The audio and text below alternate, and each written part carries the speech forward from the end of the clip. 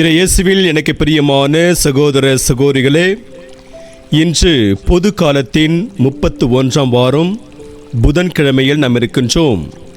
இந்த நாள் உங்களுக்கு இனிய நாளாக அமைய வாழ்த்துகிறேன், ஜெபிக்கின்றேன். இன்றைய இறைவார்த்தை சிந்தனைகளுக்கு நாம் கவனமுடன் செவி கொடுப்போம். திருத்தூதர் பவுல் ரோமையருக்கு எழுதிய திருமுகத்திலிருந்து வாசகம். அதிகாரம் 13, இறை வார்த்தைகள் 8-10 முடிய.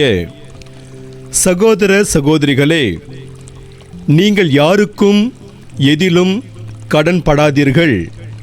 ஒருவருக்கொருவர் அன்பு செலுத்துவதே நீங்கள் செலுத்த வேண்டிய ஒரே கடனாய் இருக்கட்டும். பிறரிடத்தில் அன்பு கூறுபவர் திருச்சட்டத்தை நிறைவேற்றுபவர் ஆவார். ஏனெனில் விபச்சாரம் செய்யாதே, கொலை செய்யாதே, களவு செய்யாதே, பிறருக்குரியதை கவர்ந்திட விரும்பாதே என்னும் கட்டளைகளும் பிற கட்டளைகளும் உன்மீது அன்பு கூறுவது போல் உனக்கு அடுத்திருப்பவர் மீதும் அன்பு கூறுவாயாக என்னும் கட்டளையில் அடங்கியுள்ளன. அன்பு அடுத்திருப்பவருக்கு தீங்கிழைக்காது. ஆகவே அன்பே திருச்சட்டத்தின் நிறைவு. ஆண்டவரின் அருள்வாக்கு. இறைவனுக்கு நன்றி. பதிலுரை பாடல். திருப்பாடல் 112. பல்லவி. மனமிறங்கி கடன் கொடுக்கும் மனிதர் நன்மை அடைவர். மனமிறங்கி கடன் கொடுக்கும் மனிதர் நன்மை அடைவர். ஆண்டவருக்கு அஞ்சி நடப்போர் பேறு பெற்றோர். அவர் தம் கட்டளைகளில் அவர்கள் பெருமகிழ்வு அடைவர். அவர்களது வழிமரபு பூவுலகில் வலிமை மிக்கதாயிருக்கும். நேர்மையுள்ளோரின் தலைமுறை ஆசி பெறும். பல்லவி. மனமிறங்கி கடன் கொடுக்கும் மனிதர் நன்மை அடைவர். இருளில் ஒளி என அவர்கள் நேர்மையுள்ளவரிடையே மிளிர்வர். அருளும் இரக்கமும் நீதியும் உள்ளோராய் இருப்பர். மனமிறங்கி கடன் கொடுக்கும் மனிதர் நன்மை அடைவர். அவர்கள் தம் அலுவல்களில் நீதியுடன் செயல்படுவர். பல்லவி. மனமிறங்கி கடன் கொடுக்கும் மனிதர் நன்மை அடைவர். அவர்கள் வாரி வழங்கினர், ஏழைகளுக்கு ஈந்தனர். அவர்களது நீதி என்றென்றும் நிலைத்திருக்கும். அவர்களது வலிமை மாட்சியுடன் மேலோங்கும். பல்லவி. மனமிறங்கி கடன் கொடுக்கும் மனிதர் நன்மை அடைவர். அல்லேலூயா, அல்லேலூயா. கிறிஸ்துவின் பொருட்டு பிறர் உங்கள் மீது வசை கூறும்போது நீங்கள் பேறு பெற்றவர்கள். ஏனெனில் கடவுளின் மாட்சிமிக்க தூய ஆவி உங்கள் மேல் தங்கும். அல்லேலூயா. ஆண்டவரே, நற்செய்தியை தகுந்த விதத்தில் எடுத்து சொல்ல என் உள்ளத்தையும் உதட்டையும் தூய்மையாக்கும். ஆண்டவர் உங்களோடு இருப்பாராக, ஆன்மாவோடும் இருப்பாராக. தூய லூக்கா எழுதிய பரிசுத்த நற்செய்தியிலிருந்து வாசகம். ஆண்டவரே, மாட்சி உமக்கே. லூக்கா நற்செய்தி அதிகாரம் 14, இறை வார்த்தைகள் 25-33 முடிய. அக்காலத்தில் பெருந்திரளான மக்கள் இயேசுவோடு சென்று கொண்டிருந்தனர். அவர் திரும்பி பார்த்து அவர்களிடம் கூறியது, என்னிடம் வருபவர் தம் தந்தை, தாய், மனைவி, பிள்ளைகள், சகோதரர் சகோதரிகள் ஆகியோரையும், ஏன் தம் உயிரையுமே என்னை விட மேலாக கருதினால் அவர் என் சீடராய் இருக்க முடியாது. தம் சிலுவையை சுமக்காமல் என் பின் வருபவர் எனக்கு சீடராய் இருக்க முடியாது.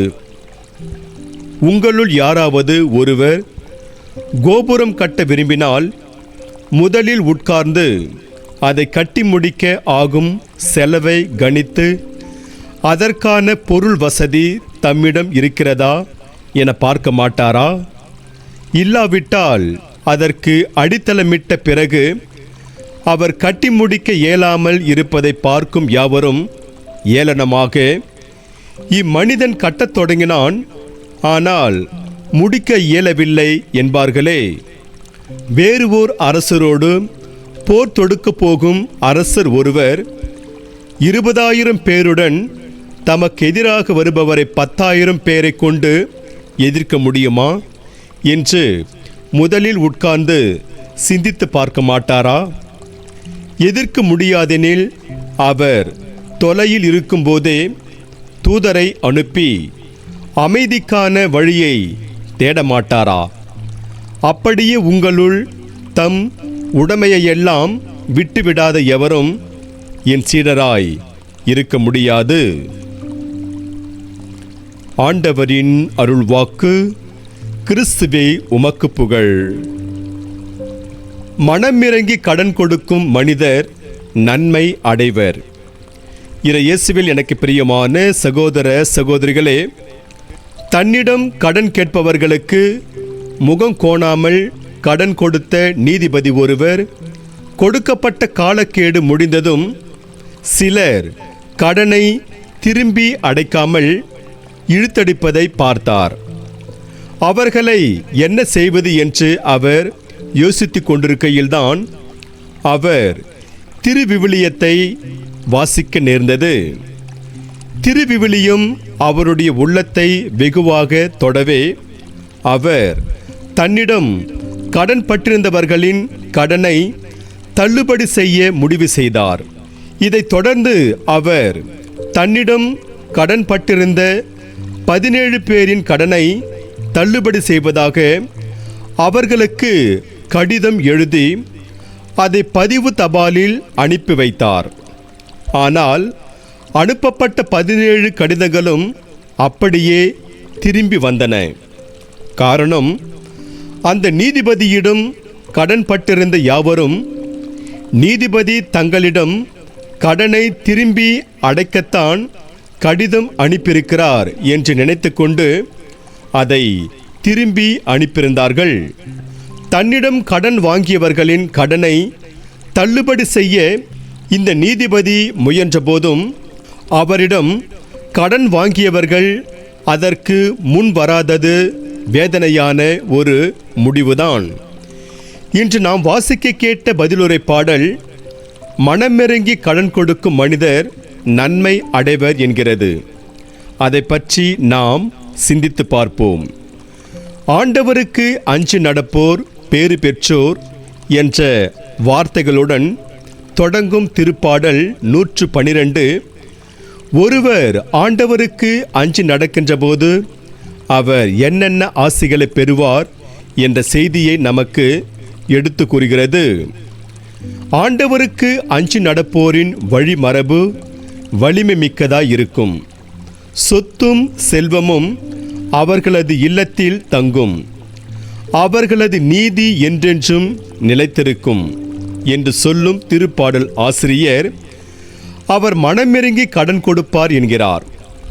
நற்செய்தியில் இயேசு திரும்ப கிடைக்கும் என எதிர்பாராமல் கடன் கொடுங்கள் என்று தூய லூக்கா நற்செய்தியில் 6ஆம் அதிகாரம் 35 பார்க்கிறோம்.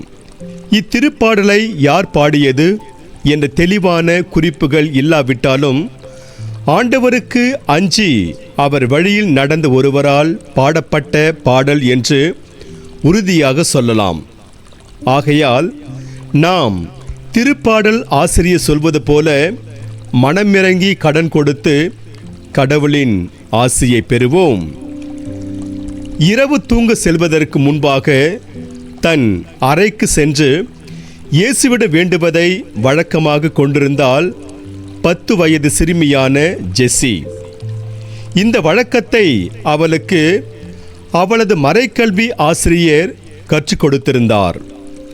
சிறு வயதிலேயே தங்களது மகள் இயேசுவிடம் ஆழமான நம்பிக்கை கொண்டிருப்பதையும் அவரிடம் அவள் ஒவ்வொரு நாளும் இரவும் தூங்க செல்வதற்கு முன்பாக வேண்டுவதையும் கண்டு ஜெஸ்ஸியின் பெற்றோர் மிகவும் வியப்படைந்தனர்.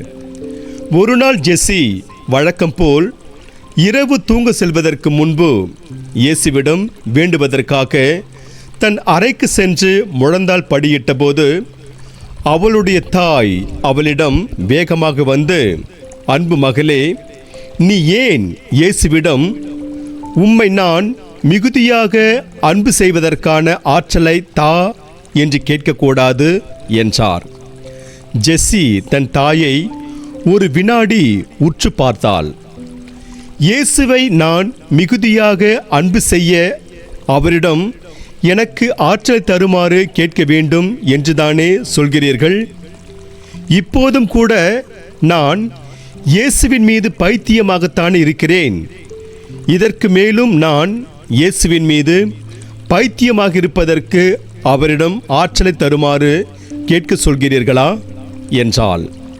இதற்கு ஜெஸ்ஸியின் தாயால் பதில் சொல்ல முடியவில்லை. இயேசுவில் எனக்கு பிரியமான சகோதர சகோதரிகளே, சிறுமியாக இருந்தபோதும் ஜெஸ்ஸி இயேசுவின் மீது மிகுந்த அன்பு கொண்டிருந்தாள், அல்லது அவர் மீது பைத்தியமாக இருந்தாள். இவ்வாறு இயேசுவை முழு முதலாக அன்பு செய்த வகையில் சிறுமி ஜெஸ்ஸி இயேசுவின் உண்மையான சீடர் ஆனாள். இன்றைய இறைவார்த்தை இயேசுவின் உண்மையான சீடர் யார் என்ற கேள்விக்கு பதில் அளிக்கிறது. இயேசு அருமடையாளங்களையும் வல்ல செயல்களையும் செய்ததால் அவரை பலர் பின்தொடர்ந்தனர். இப்படி பின்தொடர்ந்த யாவரும் தன்னுடைய உண்மையான சீடரில்லை என்பதும் இயேசுவுக்கு நன்றாகவே தெரிந்திருந்தது.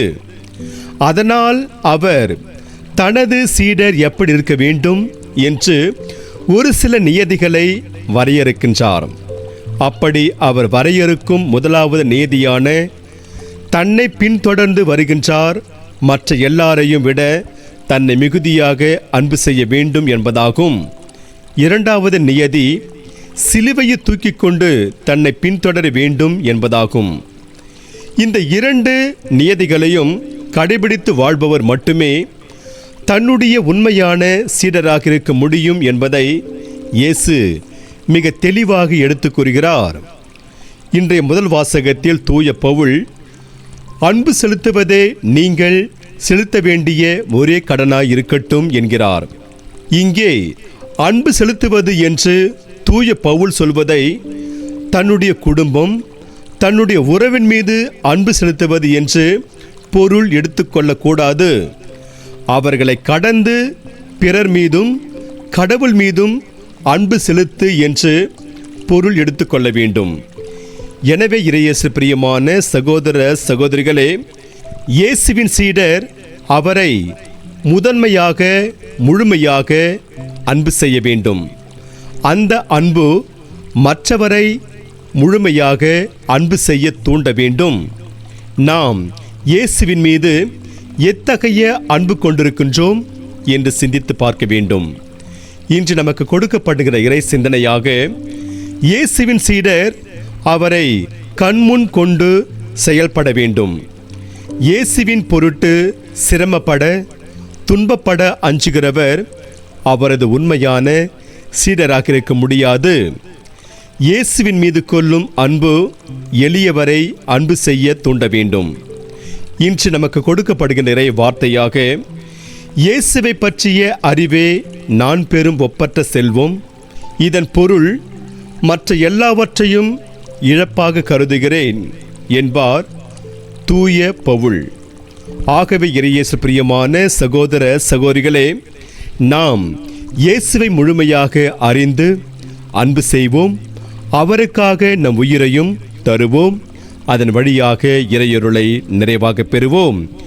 இறைவன் உங்கள் அனைவரையும் நிறைவாக ஆசீர்வதிப்பாராக. ஆமென்.